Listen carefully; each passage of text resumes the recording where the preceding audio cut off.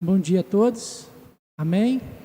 Graça e paz, estamos reunidos depois desse louvor que nós entregamos ao nosso Senhor, que dedicamos a Ele.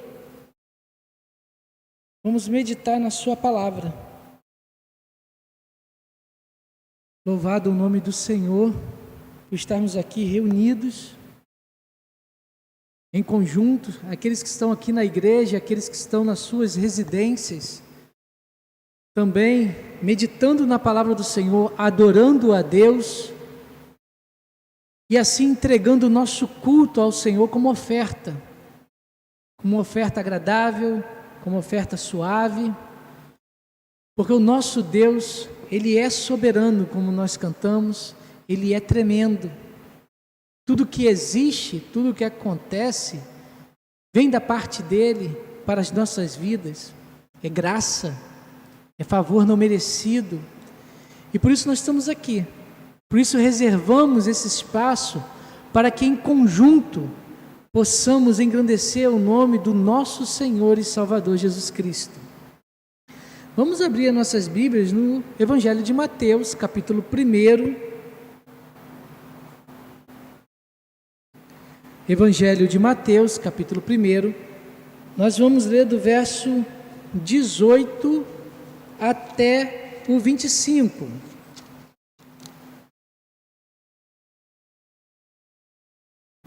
Mateus, capítulo 1, do verso 18 até o 25.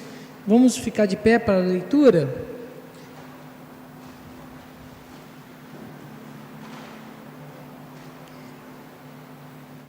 Diz assim o texto, Evangelho de Mateus, capítulo 1, do verso 18 ao 25. Ora, o nascimento de Jesus Cristo foi assim. Estando Maria, sua mãe, desposada com José, sem que tivesse antes coabitado, achou-se grávida pelo Espírito Santo.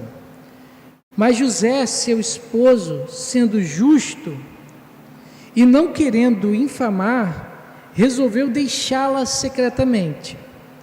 Enquanto ponderava essas coisas, eis que lhe apareceu em sonho um anjo do Senhor, dizendo: José, filho de Davi, não temas receber Maria, tua mulher, porque o que nela foi gerado é do Espírito Santo.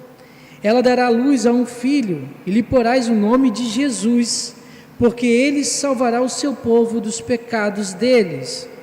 Ora, tudo isso aconteceu para que se cumprisse o que fora dito pelo Senhor por intermédio do profeta. Eis que a virgem conceberá e dará à luz a um filho, e ele será chamado pelo nome Emanuel, quer dizer Deus conosco. Despertando José do sono, fez como lhe ordenara o anjo do Senhor e recebeu a sua mulher. Contudo, não a conheceu, enquanto ela não deu à luz um filho, a quem pôs o nome de Jesus. Vamos ler novamente o verso 18, 19 e 20. Ora, o nascimento de Jesus Cristo foi assim. Estando Maria, sua mãe, desposada com José, sem que tivesse antes coabitado, achou-se grávida pelo Espírito Santo.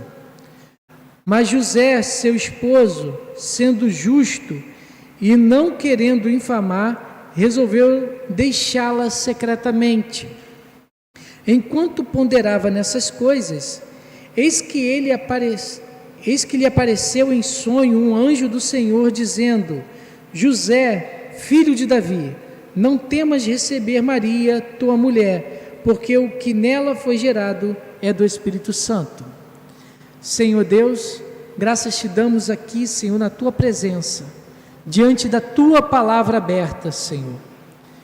Senhor Deus, que a tua palavra possa encontrar solo propício, que os nossos corações e as nossas mentes possam estar abertas para que o teu Santo Espírito possa germinar as sementes, Pai. que o Teu Santo Espírito venha consertar as minhas palavras e que nós possamos sair daqui impactados pela Tua palavra, Senhor.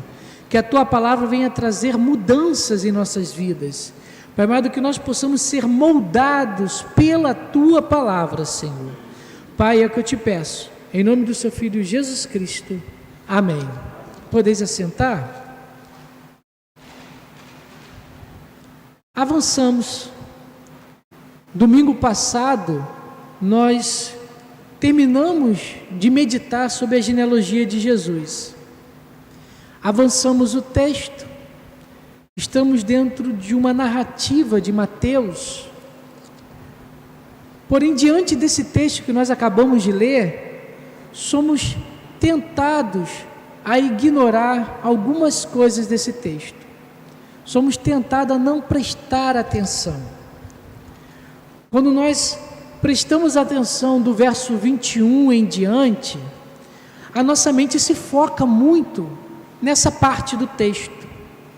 Afinal de contas, é o nascimento de Jesus Cristo. É onde as promessas estão sendo cumpridas.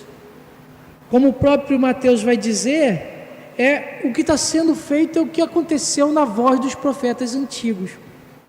O que está acontecendo é aquilo que os profetas falaram anteriormente. Somos tentados a passar adiante. E às vezes nós não damos conta, e não prestamos e não meditamos, que há um verso 18, que há um verso 19, que há um verso 20. Existe um antecedente. Existe algo que acontece antes de todo o texto. Somos apresentados uma informação anterior ao nascimento. Mateus traz essa informação. Estamos diante das demandas de José e de Maria. Aqui é apresentadas as demandas que estão dentro do coração de ambos, mais de José do que de Maria, porque a de Maria é apresentada lá no livro de Lucas. E muitas vezes não prestamos atenção nessas demandas, porém elas existem, estão dentro do texto.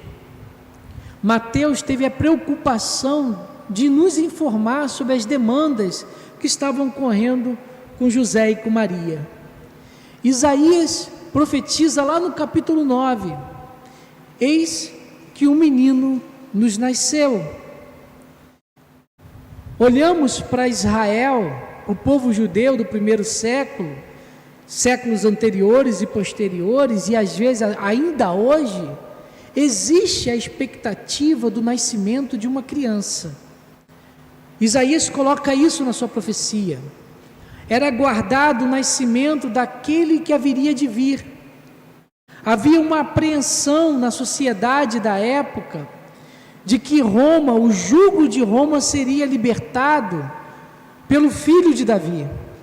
Haveria um libertador entraria no reinado judaico, naquela nação, e livraria aquela nação do jugo, da pressão de Roma. O povo esperava alguém que poderia lhe dar paz. 200 anos antes disso acontecer, do nascimento de Jesus Cristo, é registrado que existe o período asmoneu, ou o período dos macabeus, que foi um período de levante de Israel, e foi um período ao qual Israel teve uma certa autonomia, mas não deu certo, não avançou, e os judeus esperavam, eles acreditavam, eles aguardavam que o ungido do Senhor viria aquele que libertaria o povo da escravidão que estava passando, da pressão que estava passando. Só que quando nós olhamos para o livro de Mateus, Mateus justamente vai dizer para o povo judeu que Jesus Cristo era o menino esperado. Aquela expectativa tão ansiosa que tinha a nação, não era mais uma expectativa, não precisava mais ter o anseio do aguardo da criança que viria de nascer. Jesus Cristo nasceu, o filho de Davi veio, o filho de Abraão surgiu entre o povo de Israel. mas só que o anseio existia um anseio, e Mateus coloca no primeiro capítulo que esse anseio estava respondido. O anseio estava respondido. Jesus nasceu, o Cristo nasceu. A resposta que toda a nação ansiava em ter foi respondida. Não havia mais nada a aguardar. Por isso que Mateus começa com a genealogia. Mostra que o povo não precisava mais aguardar, que Jesus tinha o direito legal de assumir o trono de Davi. Não restava dúvida, e não podia restar dúvida para os judeus, que Jesus era o Messias e que o ano aceitável do Senhor começou. Quando Jesus nasceu, dá-se o início ao ano aceitável do Senhor. E os judeus deviam aceitar Jesus Cristo como seu Salvador, porque nós estávamos iniciando o ano aceitável. A promessa se cumpriu. Não há mais nada que precisava aguardar. Só que aí os judeus ficam com uma pergunta. Tá bom, mas como isso se deu? Mostrou a genealogia, temos a genealogia, mas como que se deu isso? Um menino nos nasceu, um filho se nos deu, mas como que isso aconteceu? Como que chegou Jesus Cristo até nós? Justamente o verso 18, parte A do versículo, Mateus vai se concentrar nisso. Ele começa o texto dizendo o seguinte: ora, o nascimento de Jesus Cristo foi assim. Ele quis mostrar para o povo judeu o endereçado do seu evangelho, para quem ele escreve a mensagem, como que se deu o nascimento de Jesus Cristo. Mateus inicia os relatos sobre a vida e obra de Jesus Cristo, os ditos de Jesus Cristo, o que Jesus Cristo fez. Porém, quando Mateus começa a fazer isso, a relatar para o povo judeu sobre Jesus Cristo, ele inicia a sua carta, inicia o seu evangelho, mostrando um grande problema. Existe um grande problema quando ele começa a relatar esse nascimento e a vida de Jesus Cristo. Um grande problema se formou. As coisas, o assunto, a história, não estava bem fechado, não estava bem compreensível. Na verdade, estava muito estranho prestar atenção no que Mateus estava dizendo. Havia algo de muito estranho nessa história. Não poderia estar totalmente correto aquilo que Mateus estava dizendo nesse texto.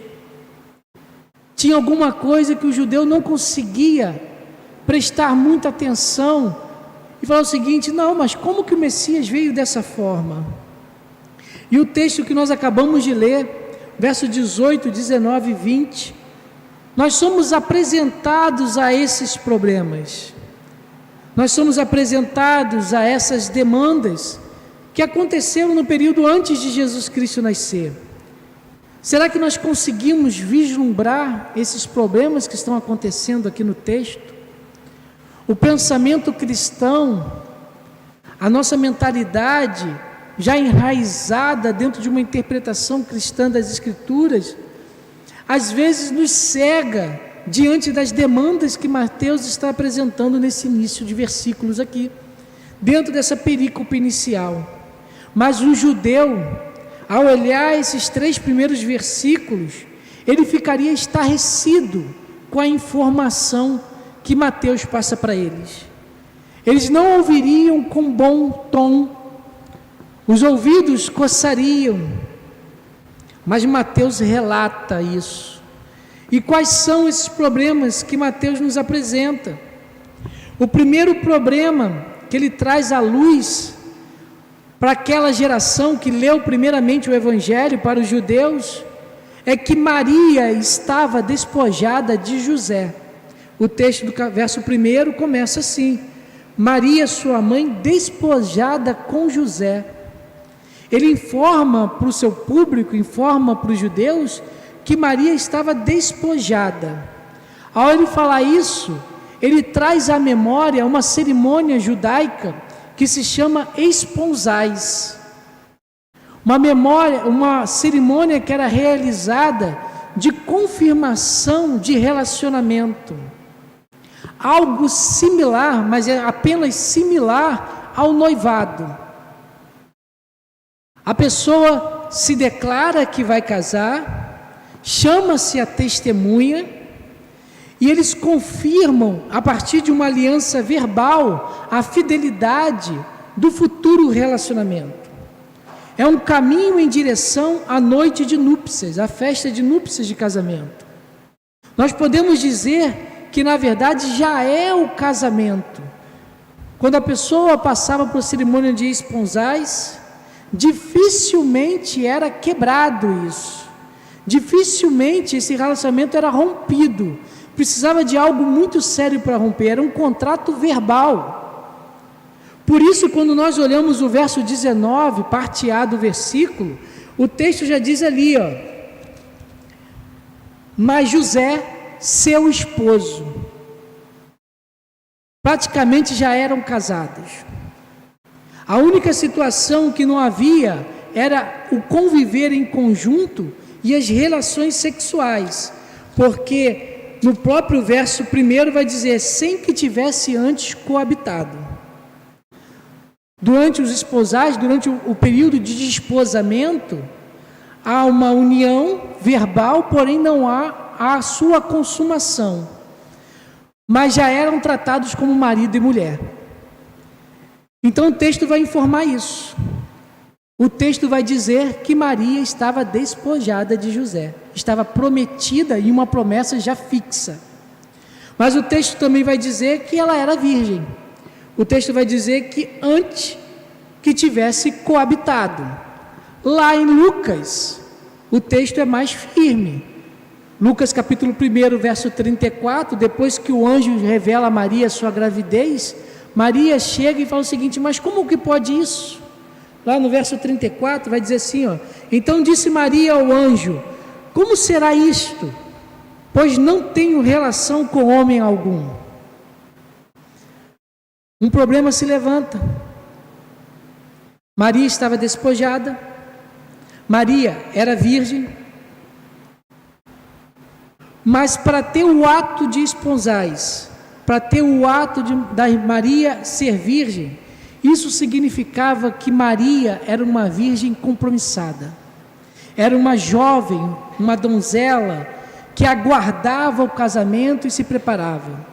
Nós temos na nossa tradição, pelo menos na nossa época, quando a garota chegava aos 15 anos, 16 anos, ela começava a fazer o seu enxoval, começava a preparar as coisas para o seu futuro casamento. É quase similar, porém já mais efetivo aqui. Nós temos Maria se preparando e visitando os parentes, fazendo as suas últimas atitudes como mulher ainda ligada à paternidade, ao seu pai, à sua família, para depois se unir a José. Toda a sociedade à sua volta, amigos, parentes, família, tribo, aguardavam o casamento porque sabiam do comprometimento dentro da cerimônia de esponsais. Maria estava apta para honrar o casamento, ela estava apta para ser esposa de José. Ela tinha a reputação, vamos botar entre aspas, porque hoje mudou muito o termo, mas ela tinha a reputação para poder ser a esposa de José e poder entrar na linhagem genealógica da família de José. Ela tinha esse perfil. Porém o texto vai dizer o seguinte, ele aponta um segundo problema. O texto vai dizer que Maria achou-se grávida. Aquela mulher, aquela jovem donzela, que estava apta para o casamento, preparando e aguardando as festas de núpcias, de repente aparece grávida. Uma mulher virgem, separada para se casar, separada para entrar no relacionamento, José aguardando o período das festas de núpcias, os parentes se preparando e aguardando a data. Os esponsais aconteciam mais ou menos 1 ano antes da festa de núpcias, passava um período de 1 ano, e todos estavam aguardando ansiosamente por esse evento, se preparando, guardando o que poderia ser feito, preparando os festejos, lembrando dos convidados, marcando o melhor dia. Mas de repente o texto vai dizer que Maria aparece grávida. E quando Maria aparece grávida, o texto vai dar a entender que José vai descobrir isso mais ou menos após o 3º mês de gravidez. Porque se nós fazermos um paralelo com Lucas, o anjo do Senhor fala, lá no livro capítulo 1, fala com Maria que ela vai gerar uma criança. Logo depois que ela gera, ela vai para Isabel, fica com Isabel e Zacarias na montanha de Gileade, e lá no verso 56 do capítulo 1 de Lucas, vai dizer que ela fica lá com Maria, com Isabel, por 3 meses lá. Depois ela retorna para a sua cidade. Então José vai ter esse conhecimento mais ou menos 3 meses depois. Quando José tem esse conhecimento, surge um pequeno problema, ou um grande problema. José e Maria, os dois sabiam que o filho não era dele. Os dois tinham certeza disso. Porém, a sociedade não sabia. Parentes, amigos, vizinhos, não sabiam que aquela gravidez não era de José. Maria sabia, inspirada pelo Espírito Santo, que aquela gravidez era fruto da obra do Espírito Santo. Mas só que José e a comunidade não sabiam disso. Um problema surge. Imagine nesse exato momento como está a psique de José. Imagine o que José está pensando. Imagine as conversas que estavam acontecendo ao derredor da casa de Maria, dos amigos, dos vizinhos, daquela vizinha que costumeiramente gosta de ficar na janela e gosta de informar quando o filho chega 3 horas da manhã em casa. Eu vi seu filho chegando 3 horas da manhã no outro dia em casa. Eu vi a sua filha está mais gordinha, está com uma barriguinha maior. O que aconteceu com ela? Isso tinha naquela época. Isso faz parte da natureza humana. Imagina as conversas de corredores. Havia um problema. Havia uma necessidade. José tinha que resolver o que estava acontecendo. Porém, ele não sabia como. Nós caminhamos agora para o 3º problema que apresenta o texto. A perplexidade de José. José estava perplexo com o que estava acontecendo. Ele olhava para Maria e não sabia o que fazer. Ele olhava para os seus pais, olhava para os seus vizinhos, olhava para a sinagoga a qual ele pertencia e pensava o seguinte: o que eu vou fazer? Qual atitude devo tomar? A Bíblia vai trazer 2 informações nesse início sobre José. No verso 19 vai dizer que, sendo justo e não querendo infamar, 2 informações, uma direta: José era justo. E a segunda informação, que é indireta: José era piedoso. Ele não queria infamar Maria. Ele era justo e piedoso. Ele traz essas 2 informações. Porém, o termo justo no Antigo Testamento e na tradição judaica é diferente do que nós imaginamos hoje, que é uma tradição cristã. Ao Mateus dizer que José era justo, significava que José prezava pela lei, porque ser justo era prezar pela lei mosaica. É pegar o livro de Deuteronômio, o livro de Êxodo, e cumpria a lei. Mas José era justo, e como justo ele tinha que honrar o que estabelecia a lei. E diante do que ele estava vendo, a lei dava 2 caminhos para ele. 2 caminhos ele podia seguir. Primeiro, José poderia chamar a cidade, chamar os juízes, expor o problema, dizer que ele não era o pai, dar uma carta de divórcio e sentenciar a Maria a ser apedrejada. A lei apontava para isso. É o primeiro apontamento que José podia fazer como justo. A segunda coisa que ele poderia fazer é, em vez disso, ele poderia chamar 2 testemunhas em oculto, chamar Maria, mostrar o que aconteceu para essas 2 testemunhas, dar uma carta de divórcio secreta e despedir Maria. Maria pegava o rumo e ia para outra cidade com essa carta de divórcio. Eram as duas situações que ele poderia. Porém, o texto vai dizer que também ele era piedoso. José não optou nem por um caminho, nem pelo outro. A Bíblia vai dizer que ele resolveu deixá-la secretamente. O verso vai dizer lá, resolveu deixá-la secretamente, no final do verso 19. Ele não optou pela lei, ele optou pela piedade. Quando ele fez isso, José deixou de ser justo perante a lei mosaica, porque ele não traz a lei para si, ele traz a piedade. Ao trazer a piedade para si, ele joga a culpa para cima dele. Ele, ao fazer isso, se ele saísse secretamente, ele vai mostrar que ele avançou o sinal, que podemos dizer assim, diante do período de esposais, engravidou Maria e fugiu e tomou seu rumo. Maria fica inocentada, porém ele culpado, e réu de sangue pela lei judaica. Se fosse encontrado, qualquer um que encontrasse poderia matá-lo. Réu de sangue o caso que ele fez, mas ele quer puxar isso para cima de mim, para cima dele. Que problemas nós somos apresentados nesse início de versículo? Que problemas nós estamos diante? Demandas sérias são apresentadas nesse texto. Uma donzela comprometida com seu casamento, que de repente se acha grávida, e um jovem justo que não quer cumprir a lei, e assim culpa a si mesmo diante do que está acontecendo. Como a sociedade da sua época, como os seus parentes, como os seus amigos, como o rabi da sinagoga, estava vendo isso no momento que Maria estava grávida. Para nós aqui, 2000 anos depois da ressurreição de Jesus Cristo, depois do ano 56 depois de Cristo, que Mateus coloca isso em pergaminho, coloca isso em escrita, para nós é fácil, muito fácil tomarmos uma decisão. Mas como pensar nisso? Quantos sentenciaram José e pensaram negativamente sobre José? Quantos pensaram em agir como a lei e esquecer da piedade? Na própria Bíblia nós temos um exemplo disso.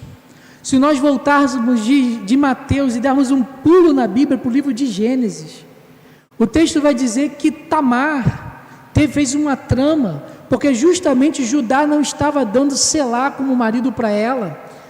Lembramos que naquele tempo, mulher não podia trabalhar, e quem dava segurança a uma mulher ou era o marido ou era o filho. E quando o marido morria, tinha que o irmão se estabelecer para dar a herança que a mulher precisava. Judá segura Selá, fica com medo porque 3 morreram. Selá poderia ser o próximo, ele segura Selá. Tamar está envelhecendo. Tamar precisa de alguém que pudesse tomar conta dela na velhice. E ela faz a trama, tem relacionamento com Judá. Nasce Pérez e o outro agora que me fugiu a memória. Nasce os 2 gêmeos. Judá, quando soube e falaram para ele, Tamar, sua nora, está grávida. Ele não pensou 2 vezes. Ele não parou para analisar o que estava acontecendo. Ele não quis ouvir Tamar. A primeira reação dele está em Gênesis 38, 24.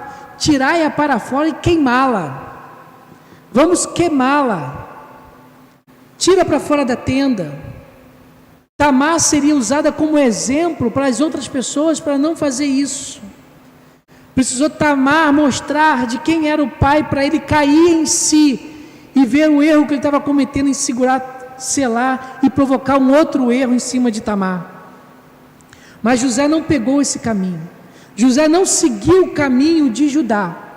Ao contrário, ele não seguiu nenhum caminho que um judeu seguiria normalmente. E o caminho que José trilhou, um judeu comum não aceitaria esse relato. Quantas vezes, igreja, nós estamos diante de problemas sérios em nossa vida. Nós estamos com dores profundas, depressões, doenças, filhos, vícios entram dentro do nosso lar. problemas que nós não sabemos o que fazer. Somos apresentados a uma demanda que está fora da nossa capacidade de tomar essas decisões. Esquecemos que Jesus tem o poder de mudar a situação da nossa vida, e o problema se torna tão sério que a gente fica sem nenhuma ação. O poema de Drummond de Andrade vira uma realidade em nossa vida. No meio do meu caminho tem uma pedra. Tinha uma pedra no meio do meu caminho. Uma pedra, uma rocha surge, intransponível. E esquecemos que Cristo é aquele que quebra a penha, que quebra a rocha, que abre o caminho para nós. Ficamos perplexos, que nem José. Ficamos parados, atônitos, como se estivéssemos vendo um fantasma. Mas na verdade estamos vendo os nossos problemas. E quantas vezes no meio dos nossos problemas, das nossas dores, o que acontece é que na nossa sociedade, na nossa família, às vezes na nossa igreja, e muitas vezes até com muitos líderes, o que nós recebemos é a falta de compaixão, nós recebemos é a falta de amor, nós recebemos é a falta de colo, nós recebemos é a falta de aconchego, de afeto que nós precisamos para transpassar os problemas que se levantam. Não temos ninguém para dar o passo junto conosco, ninguém para dar as mãos diante dos nossos problemas, mas o que nós somos apresentados é uma falta de compaixão, é um julgamento precipitado, é uma retaliação, e nós estamos sofrendo. Essas acusações chegam diante de nós e nós ficamos prostrados. Esse foi o caminho que Tamar trilhou. Era esse o caminho que estava apontado para José e Maria. Esse é o caminho natural que o homem tomaria.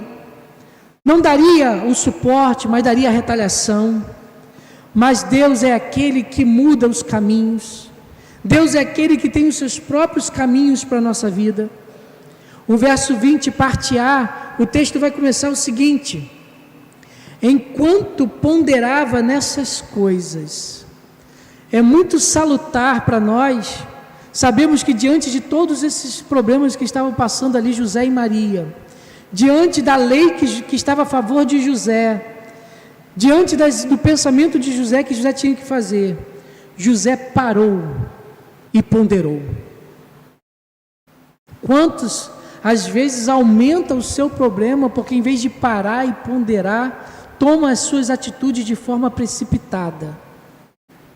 Não para, não analisa, não preste atenção, não tenta enxergar as opções, mas no afoito do calor, da adrenalina, do sangue, tenta tomar atitudes que não é para ser tomada. Precisamos ponderar, mas às vezes resolvemos por impulso e a resposta que nós temos é pior do que a encomenda. O resultado sai muito pior do que toda a situação. Imagine se a atitude de José fosse apedrejar Maria. Deus não deixaria, porque era plano de Deus. Mas quantos são apedrejados? Enquanto já estão caídos, são mais pisados, em vez de uma mão para levantar. Quantos não agem que nem o bom samaritano, que vê o homem doente e ferido pelo assalto que houve na estrada, em vez de ajudar, passam de lado que nem o sacerdote, que nem o levita, esquece do que está acontecendo. José não sabia o que fazer, o problema que ele estava era muito grande, o que estava acontecendo com ele e Maria era demais, ele não imaginava disso, ele era um jovem que ansiava pelo casamento e estava aguardando a festa de núpcias, e de repente ele olha e vê a sua futura esposa, na festa de núpcias para consagrar já grávida. Qual atitude ele poderia tomar? A lei, a misericórdia? O problema caiu em cima de José e ele tinha que resolver. Uma solução ele precisava ser dada. E ele ponderou para tomar essa decisão. E no meio da ponderação, e no meio da sua mentalização, e no meio da sua racionalização, ele tentando encontrar uma solução. Foi nesse momento que Deus foi ao encontro de José para dar a solução. A resposta que ele precisava não vinha das ponderações dele. A atitude que ele precisava tomar teve que vir de Deus. O problema para a solução para o problema tinha que vir de Deus Todo-Poderoso. José buscava uma solução, porém a lei deixava ele desconfortável para tomar essa decisão. O que ele tinha que fazer perante a lei era desconfortável. A atitude também que ele queria tomar para si o deixava desconfortável. Ele ponderou, e no meio daquela busca, e no meio da solução, da busca da solução, Deus vai ao encontro e dá a resposta, e dá a solução. O problema que José estava passando, o problema que ele estava vivenciando naquele exato momento, só Deus poderia dar o escape que ele precisava. Só Deus poderia apontar o caminho da solução que ele precisava ter. E Deus faz justamente isso no verso 20. Vai diante a José e tenta dar a solução para ele. Mas primeiro, antes de Deus dar a solução para José, a primeira coisa que Deus faz é reanimá-lo. O anjo vira para José e fala o seguinte: José, filho de Davi. Essa é uma palavra de ânimo para José. José, você sabe quem você é? Você sabe qual é a sua capacidade? Você sabe qual é os parentes que você tem? A linhagem que você veio? Que palavra de ânimo! Eu te coloquei, José. Eu te coloquei na linhagem de Davi. Você é filho de Davi. A mesma bênção que eu dei a Davi, eu coloco sobre você. Você é abençoado por mim, porque é da geração de Davi. É uma palavra de ânimo. Eu não vou esquecer você. Você está passando por esse problema, mas eu estou junto. Eu vou te dar a solução. Nós somos animados pelo nosso Senhor. Nós passamos pelas nossas dificuldades, pelas nossas ansiedades, ficamos sem chão, mas o Senhor é aquele que não deixa vacilar os nossos pés. Nós somos animados por Deus. Ele nos coloca na direção que deve ser. Ele chega ao nosso lado e nos consola. Ele nos anima. É a doença, é o câncer que está dentro da família, é a Covid que entrou, é parente que está internado, é o filho, é a filha que está seguindo o mundo, que está viciada em drogas, que é desobediente, que quer buscar caminhos que não está bem dizendo como a palavra do Senhor. É o Senhor que chega ao nosso lado e nos consola, que vai dizer: filho de Davi, que vai dizer: meu filho, eu dei o meu filho unigênito Jesus Cristo para te salvar, o sangue dele verteu para te aproximar de mim. Nós estamos próximos. O Senhor é aquele que nos consola, é aquele que nos aproxima, é aquele que junta, como a galinha junta os seus pintinhos debaixo das suas asas, e nós estamos seguros, vai dizer o Salmo 91. Aquele que habita os esconderijos do Altíssimo, a sombra do Onipotente descansará. Nós estamos descansados diante do Senhor. Mas aí também Deus vai mais longe.